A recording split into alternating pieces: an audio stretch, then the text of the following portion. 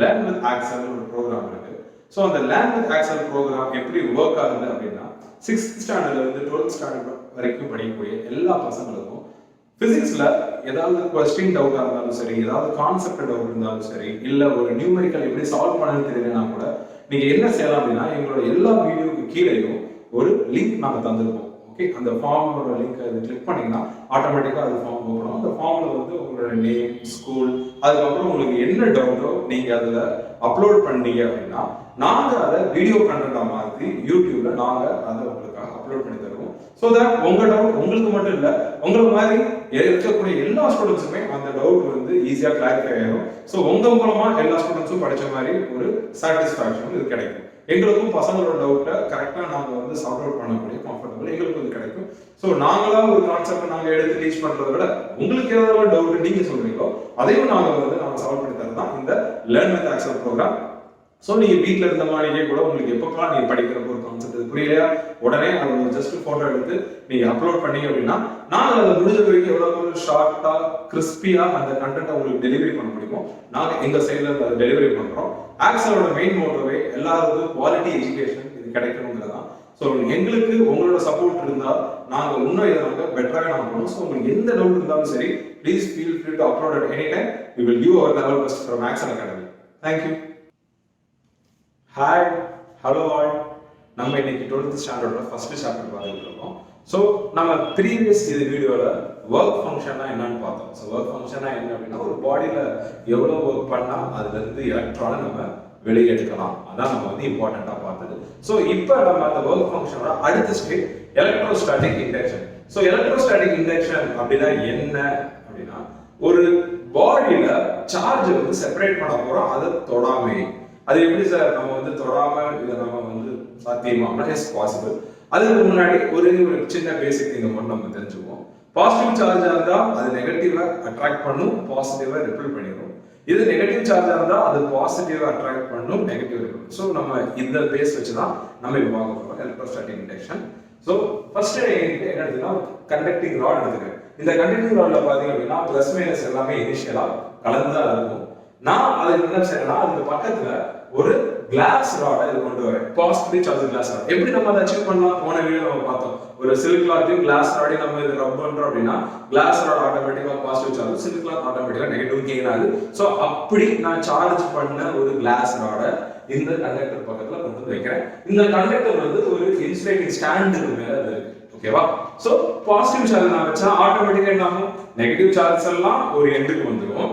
அதுக்கப்புறம் இதுல positive charge காரணமா இந்த கண்டக்டர்ல இருக்க பாசிட்டிவ் சார்ஜஸ் ரிப்பல் ஆகி ஆப்போசிட் எண்டுக்கு போயிடும். சோ இந்த இடத்துல எலக்ட்ரான்ஸ் எல்லாம் அக்குமுலேட் ஆகும். சோ இதுக்கு பேரு எக்ஸஸ் ஆஃப் எலக்ட்ரான்ஸ், இந்த பக்கம் டெஃபிஷியன்சி ஆஃப் எலக்ட்ரான்ஸ் நம்ம சொல்றோம். சோ இது வந்து பாசிட்டிவ் சார்ஜ் கிளாஸ் ராட். இது இன்சுலேட்டிங் ஸ்டாண்ட். ஏன் நம்ம இன்சுலேட்டிங் ஸ்டாண்ட் போறோம் அப்படின்னா ஒருவேளை கண்டக்டிங் ஸ்டாண்டா இருந்துச்சு அப்படின்னா சார்ஜ் ஃப்ளோ ஆட்டோமேட்டிக்கா அது கிரவுண்டுக்கு போயிடும். சோ அதை அவாய்ட் பண்றதுக்கு insulating stand made up of plastic or bakelite materials இதை பேஸ் பண்ணி இன்சுலேட்டிங் ஸ்டாண்ட் நம்ம என்ன செஞ்சுக்கலாம், மேக் பண்ணிக்கலாம். ஓகே, சோ இந்த ஃபெனோமெனா தான் என்ன சொல்றோம் எலக்ட்ரோஸ்டாட்டிக் இண்டக்ஷன். ஓகே, இத நம்ம டெஃபினிஷனா பார்த்துக்கலாம். Electrostatic induction is the phenomenon of temporary electrification of conductor. Temporary electrification அப்படினா அர்த்தம்னா அத வந்து நான் டெம்பரரியா அத பிரிச்சு வைக்கிறேன், பாசிட்டிவ் நெகட்டிவ். ஒருவேளை இந்த கிளாஸ் நான் இப்படி எடுத்துட்டேன் அப்படினா என்ன ஆகும்? ஆட்டோமேட்டிக்கலி இது பிரிஞ்சிருக்காது, பட் இது ஒண்ணு சேர்ந்துரும். சோ அதனால தான் இது வந்து நம்ம temporary electrification, it's not a permanent electrification. So இந்த ரெண்டும் எப்போ வரைக்கும் இது பிரிஞ்சிருக்கும்? கிளாஸ் பக்கத்துல இருக்க வரைக்கும் தான் இது பிரிஞ்சிருக்கும். இத நான் எடுத்துட்டேன் அப்படினா மறுபடியும் அது ஒண்ணுக்குள்ள ஒண்ணு மிங்கிள் ஆகும். Okay, so electrostatic induction is a phenomenon of temporary electrification of a conductor in which opposite charges appears at its closer end. Opposite charge in the positive opposite வந்து negative. இது closer endலையும் similar charges appears at the farther end. Similar இது positive, இதுவும் positive. So similar charges எல்லாமே தூரமா என்ன செஞ்சிரும்? அது நடந்து போயிடும். Farther end in the presence of nearby charged body. So இதான் ஃபைனலா நம்ம சொல்றது. ஒரு சார்ஜ் பாடி பக்கத்துல இருக்க வரைக்கும் இது நடக்கும். இந்த சார்ஜ் பாடி இல்ல அப்படினா இந்த ரெண்டு மிங்கிள் ஆயிடும். ஓகேவா? சோ இதான் எலக்ட்ரோஸ்டாட்டிக் இண்டக்ஷன். இத பேஸ் பண்ணி நம்ம சில அப்ளிகேஷன்ஸ் நம்ம பார்க்கலாம். சோ ஃபர்ஸ்ட் அப்ளிகேஷன் நான் என்ன பார்க்க போறேன் அப்படினா ரெண்டு மெட்டல்ஸ் வேற எப்படி நம்ம ஆப்போசிட்டா சார்ஜ் பண்ணலாம், ஒண்ணு பாசிட்டிவ் ஒண்ணு நெகட்டிவா இருக்க மாதிரி அப்படி தான் பார்க்க போறோம். சோ ஃபர்ஸ்ட் நான் வந்து ரெண்டு ஸ்பியர்ஸ் எடுத்துக்கிறேன். ஓகே, இந்த ரெண்டு ஸ்பியர்ஸ்ல பாத்தீங்க அப்படினா இனிஷியலா பாசிட்டிவ் நெகட்டிவ் எல்லாமே இதுல வந்து கம்பைன்டா இருக்கும். சோ இதுலயும் பாசிட்டிவ் நெகட்டிவ் இருக்கும், பாசிட்டிவ் நெகட்டிவ் இருக்கும். சோ அதுல எந்த சேஞ்சஸ்மே கிடையாது.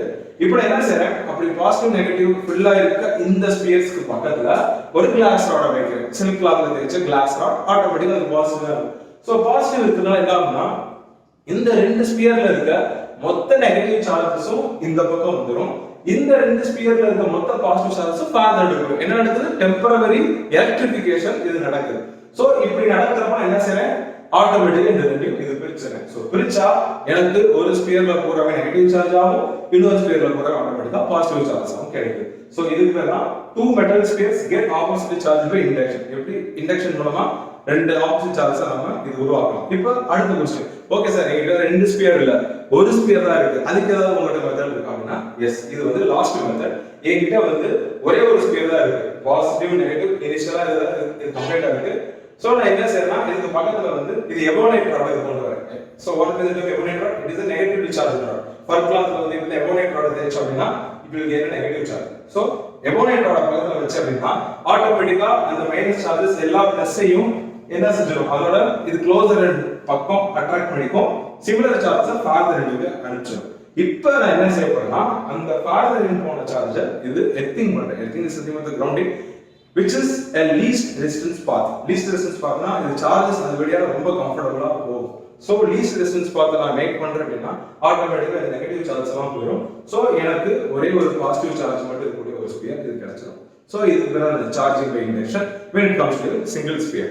ஓகேவா? சோ இப்போ நம்ம பார்த்தது what is by electrostatic induction, அதுக்கு அப்புறம் அது எப்படி கண்டக்டிங் ராட்ல வர்க் ஆகுது, அதுக்கு அப்புறம் ரெண்டு ஸ்பியர் எப்படி இருந்தா இருக்கும், ஒரு ஸ்பியர் தான் இப்படி இருக்கும். சோ இந்த மூலமா தான் என்ன செய்றோம், electrostatic induction achieve பண்றோம், which is nothing but a temporary electrification. Similar charges appear at the farther end and opposite charges appear at the closer end only in the presence of a charged body. Okay, thank you.